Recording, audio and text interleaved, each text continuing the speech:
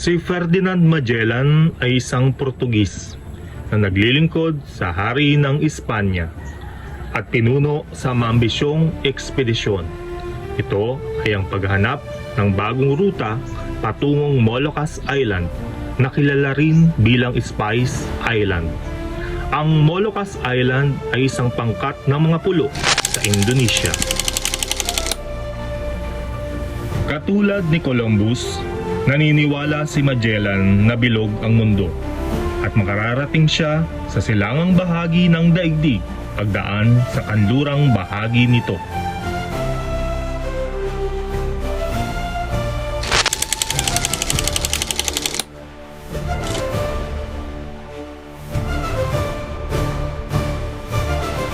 Noong 1518, inihain ni Magellan ang kanyang balak na ekspedisyon kay Haring Carlos I ng Espanya.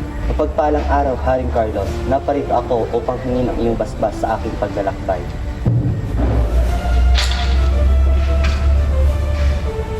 Pumapayag ako, ngunit sa isang kondisyon. Ano po iyon, mahal na hari? Lahat ng mga lupain na masasakot ninyo ay mapupunta sa Espanya. Masusunod, mahal na hari. Kung gayon, tanggapin mo ang aking basbas. Tinanggap ni Haring Carlos ang kanyang balak na mga ekspedisyon sa kondisyong ang mga lupaing matutuklasan niya ay mapupunta sa Espanya.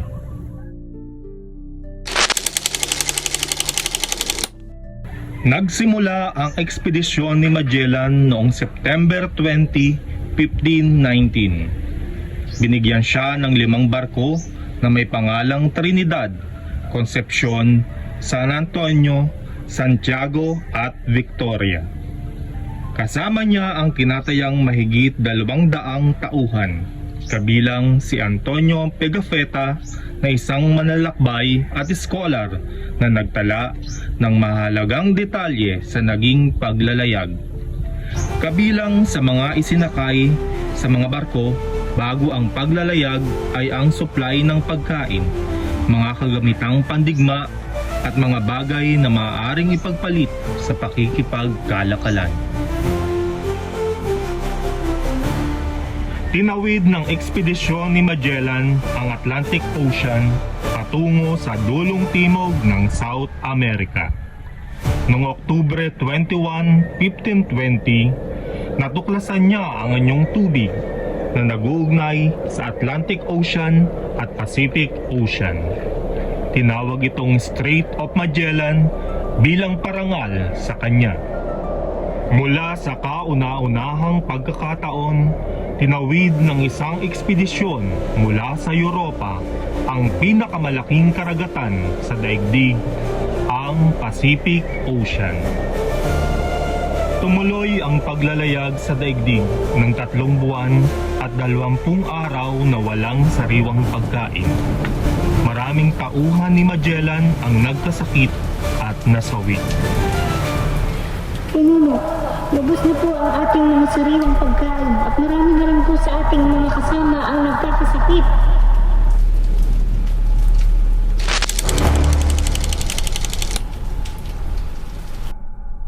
Noong March 6, 1521, nakarating ang ekspedisyon ni Magellan sa pulo ng Guam.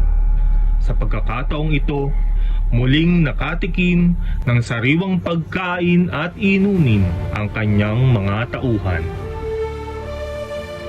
Hindi nagtagal ang mga Espanyol sa pulo dahil sa hindi magandang pagtingin ng mga katutubo sa kanila. Idagdag pa din ang ginawang pagnakaw ng mga ito sa isa sa kanilang mga bangka. Dahil dito, tinawag ito ni Magellan na Islas de los Ladrones o pulo ng mga magnanakaw.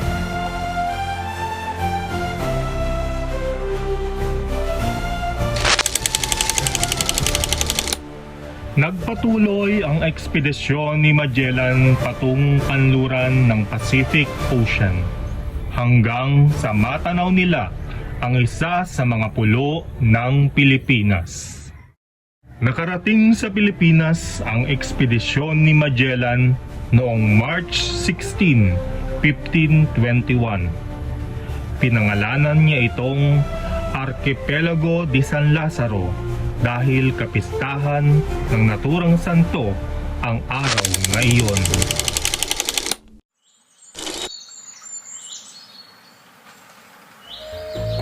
Dumaong ang mga Espanyol sa pulo ng Humunhon at naging mabuti ang pagtanggap ng mga katutubo sa kanila.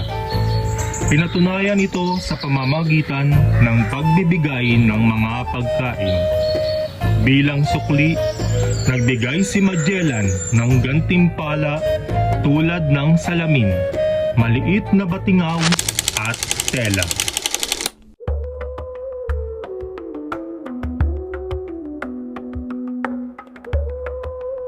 Pagkaraan ng ilang linggo, nilisan nila Magellan ang Humunhon at nagtungo sa Limasawa. Nagkita si Magellan at ang pinuno ng Limasawa, si Raha Kulambuk.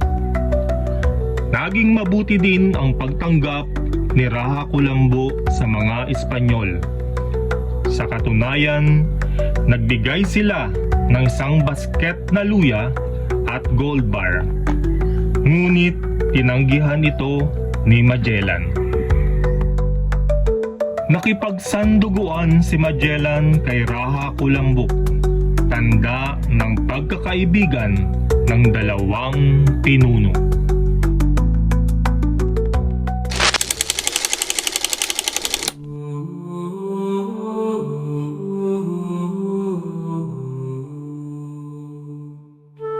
Noong March 31, 1521, pinaniniwalaang naganap ang kauna-unahang misa sa Limasawa sa pangunguna ni Padre Pedro de Valderrama.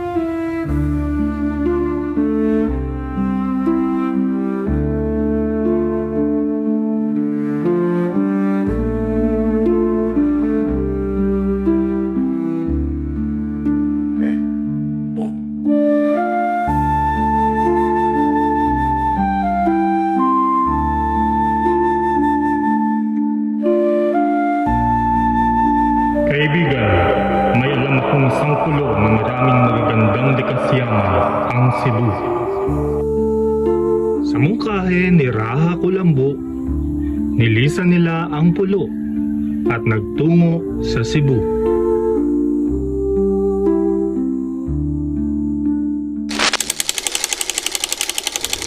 Noong April 7, 1521, dumaong ang barko ni Magellan sa Cebu. Tulad sa Limasawa, naging magiliw din ang pagtanggap ng pinuno ng Cebu na si Raha Humabon.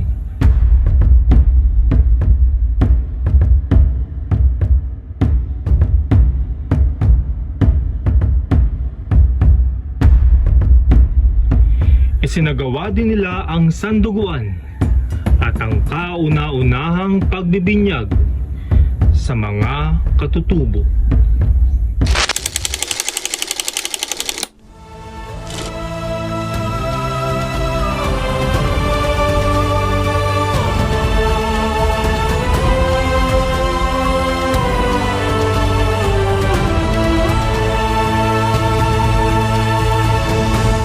Mula ngayon, papalitan na ang iyong ngalan, Raha Humabon, bilang Don Carlos, bilang parangal sa hari ng Espanya. Gayon din ang Hara Humabon bilang Juana.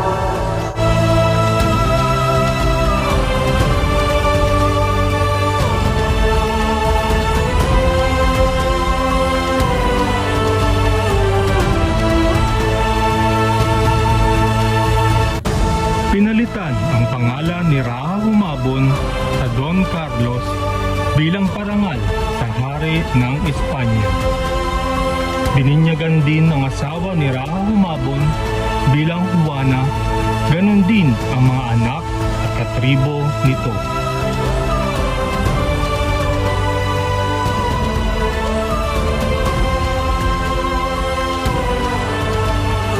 Tanggapin mo ang imahe ng batang Batang Jesus bilang handog.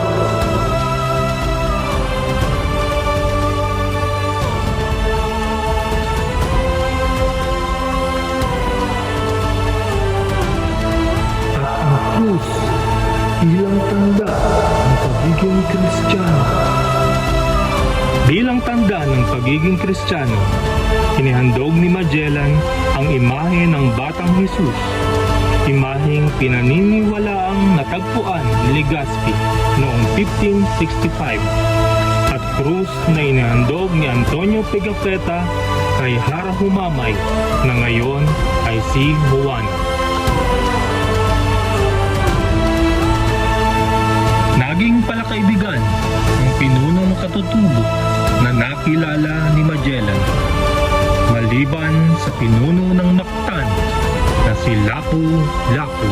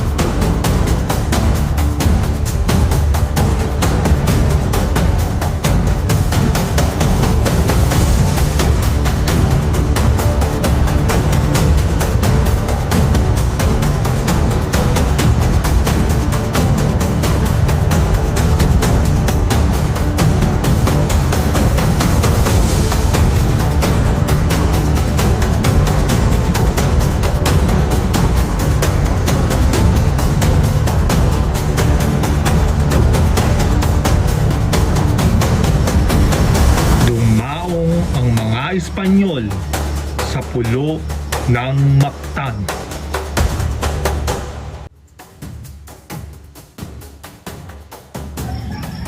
At sino naman kayo, mga dayuhan? Lapu-Lapu, pinuno ng Mactan. Dumating kami ng may kapayapaan. Inaanyayahan ka naming tanggapin ang soberanya ng hari ng Espanya. At sa gayon ay magkakaroon kayo ng proteksyon at kaunlaran. Hindi namin kailangan ng inyong proteksyon, Magellan. Ang aming lupain ay sagana at malaya. Hindi kami magpapasakop sa inyong hari.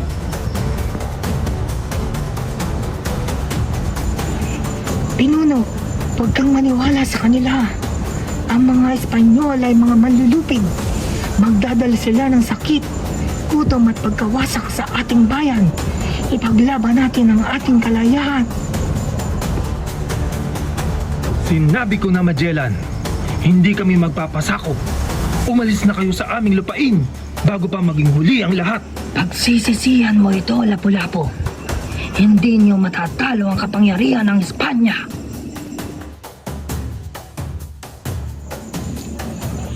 Pinuno, isang malaking kapahamakan. Lulusob ang mga dayuhan. Sinunog nila ang ating mga tahanan sa baybayin.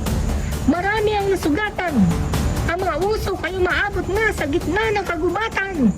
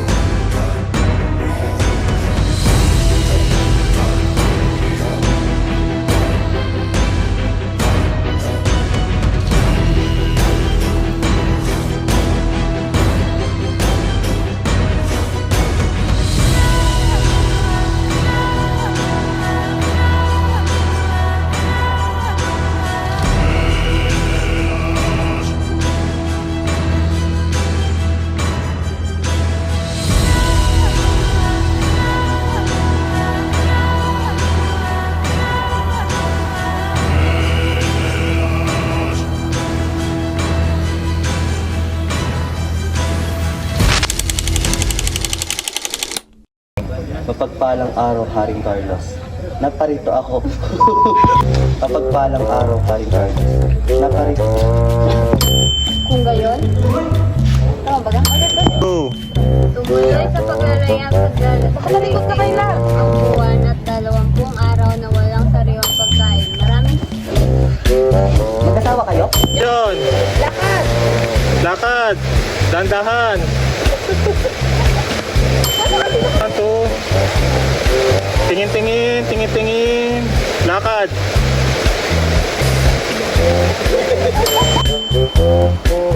Three, go! 1, 2, 3, tugod! Takbo! Go! 3,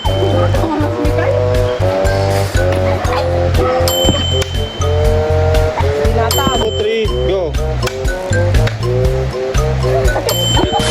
Wisiki! Taas-taasin naman yung wisik ng tubig.